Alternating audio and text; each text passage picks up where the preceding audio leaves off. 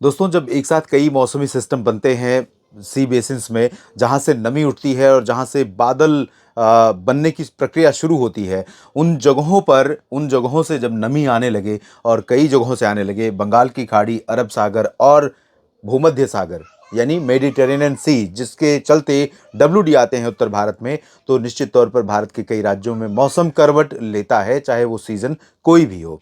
काफ़ी दिनों के बाद भारत के कई राज्यों पर एक साथ बादल बन रहे हैं और नमी वाली हवाएं पहुंच रही हैं। बादल ऐसे बन रहे हैं जिनसे गर्जना के साथ, चमक के साथ बारिश होने की संभावनाएं बन रही हैं और हो रही है। और साथ ही साथ ओलावृष्टि की आशंका भी है। उत्तर भारत के पहाड़ों पर डब्ल्यूडी के चलते बर्फबारी होने की संभावना भी है। इस वीडियो में अगले 10 दिनों की संभावनाओं की बात करेंगे, लेकिन उससे पहले आंकड़े देख लेते हैं तापमान और बारिश के।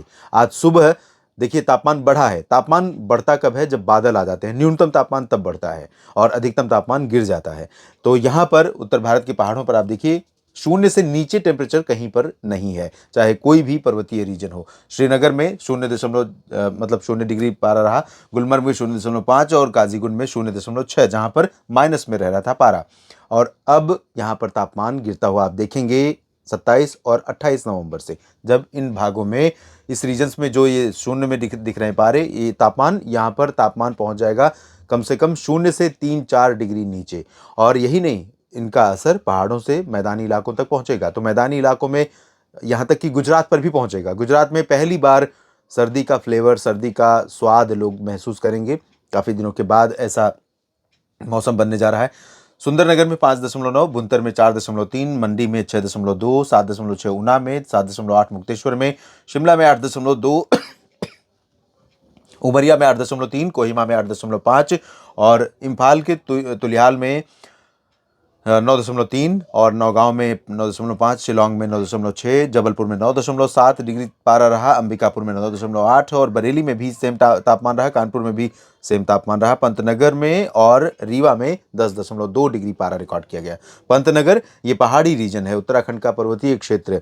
हालांकि बहुत हाई हिल्स नहीं है यहाँ पर, लेकिन अगर कानपुर की तुलना करें तो निश्चित तौर पर यहाँ पर हाइट ज़्यादा है। यहाँ पर टेम्परेचर आमतौर पर कम होता है, लेकिन रीवा में टेम्परेचर कम रहा।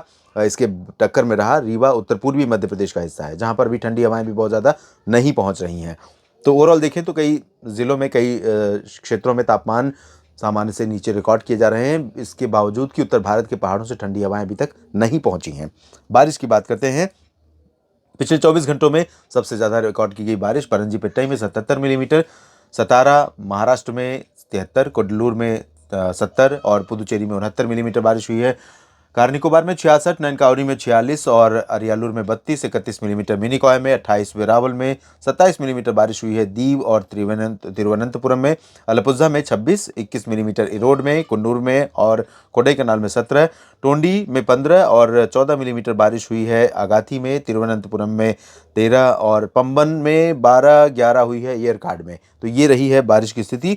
और अब अगले 10 दिनों की संभावनाएं देख लेते हैं, क्योंकि एक नया वेदर सिस्टम, सबसे इंपॉर्टेंट चीज़ है कि भारत के ऊपर जो इस समय मौसमी बदलाव आप देख रहे हैं, उसके लिए सबसे ज़्यादा अहम रहा जो करंट यहाँ से मूव कर रही थी और आगे पहुंची अरब सागर में। अरब सागर में पहुंचने के बाद यहाँ पर एक सर्कुलेशन बना और ट्रफ सिचुएशन बनी है यहाँ पर उत्तर पूर्वी अरब सागर से दक्षिण पश्चिमी अरब सागर के बीच में। तो इसने बहुत ज़्यादा मॉइस्चर थ्रो किया और इसके चलते यहाँ पर गुजरात के ऊपर सर्कुलेशन बना और ये खूब नमी लेकर के आया अरब सागर से। तो अरब सागर से जो नमी पहुंची, उसने महाराष्ट्र में, जो सतारा में आपने देखा 77 मिलीमीटर बारिश, वो इसी के चलते हुई है। और यही नहीं, आज गुजरात में बारिश हो रही है, मध्य प्रदेश में बारिश हो रही है। कल जब आंकड़े दिखाऊंगा आपको तो इसमें इन जगहों पर भी बारिश के आंकड़े दिखेंगे, बारिश की स्थिति दिखेगी।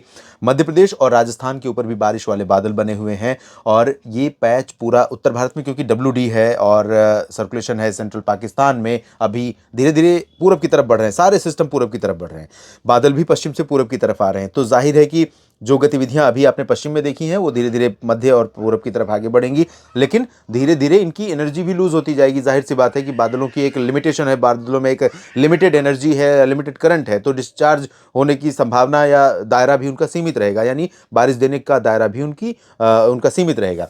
तो इसके बावजूद पर्वतीय क्षेत्रों में अगले 10 दिनों के दौरान में, क्योंकि 30 नवंबर को भी एक डब्ल्यूडी आने वाला है, इसके चलते और जो वर्तमान सिस्टम है इन सभी के चलते पर्वतीय क्षेत्रों में कश्मीर से उत्तराखंड के बीच में, मैदानी इलाकों में पंजाब, हरियाणा, दिल्ली में, उत्तर प्रदेश में, राजस्थान में भी बारिश होने की संभावनाएं कुछ बनी हुई है। बिहार और झारखंड के पश्चिमी हिस्सों में, छत्तीसगढ़, ओडिशा में भी कुछ बादल पहुंचेंगे और ये सिस्टम जो बन रहा है ये अगले 10 दिनों के दौरान, शुरुआत में तो दिख रहा था कि बहुत जल्दी बन जाएगा, 26 को लो प्रेशर बन जाएगा, 27 को वेल मार्क लो प्रेशर और डिप्रेशन, उसके बाद 28 में ही ये डीप डिप्रेशन बन जाएगा। लेकिन अभी ऐसी सिचुएशन नहीं है, धीरे धीरे बन रहा है ये सिस्टम। सर्कुलेशन बन चुका है यहाँ पर बंगाल की खाड़ी में और इससे सटे हुए अंडमान सागर के ऊपर, यहाँ पर सर्कुलेशन आ चुका है पूरब से और ये धीरे धीरे अंदर की तरफ बढ़ रहा है। अंदर की तरफ बढ़ने के बाद, लो प्रेशर बनने के बाद अगले 24 से 48 घंटों में ये उत्तर पश्चिमी दिशा में मूव करेगा। अभी भी इसके जो चांसेस दिख रहे हैं वो उसी ट्रैक पर जाते हुए नजर आ रहे हैं जिस ट्रैक पर पिछले साइक्लोन गए हैं दोनों, अक्टूबर और नवंबर में, यानी हामून और मिथिली जिस रास्ते पहुंचे थे उसी रास्ते ये मिचुआंग इसका नाम है और इसे नाम दिया है म्यांमार ने, तो ये भी इसी रास्ते जा सकता है। लेकिन अभी इसके बारे में मैं कुछ ज़्यादा डिटेल में बात नहीं करूंगा, इसमें 10 दिनों की एक मोटा मोटा जानकारी दी, बाकी अगले बुलेटिन में ज़रूर चर्चा करेंगे कि साइक्लोन की स्थिति क्या है, कहाँ पर बारिश दे सकता है, कहाँ पर लैंडफॉल कर सकता है, कितनी एनर्जी इसकी हो सकती है, इसके बारे में बात करेंगे अगले बुलेटिन में। इस वीडियो में अभी इतना ही। न्यूज़ मीडिया मंच पर ये जानकारियाँ ठीक लगे तो आप लाइक और शेयर कीजिए, चैनल को सब्सक्राइब नहीं किया है तो सबसे पहले कर लीजिए और बेल आइकन पर क्लिक कर लेंगे तो मेरे हर वीडियो का नोटिफिकेशन आपके फ़ोन पर आ जाएगा और आपको ढूंढना नहीं पड़ेगा, जब भी मैं वीडियो अपलोड करूंगा आप देख सकेंगे। आप सभी का मेरे साथ लगातार जुड़े रहने के लिए, मुझ पर भरोसा करने के लिए दिल से शुक्रिया। आपके कमेंट्स में पढ़ता हूँ, बहुत अच्छा लगता है जब पूर्वानुमान सटीक होता है, नहीं भी सटीक होता है तब भी मुझे अच्छा लगता है अगर आपके अनुकूल मौसम हो गया है तो। आप सभी का बहुत बहुत धन्यवाद।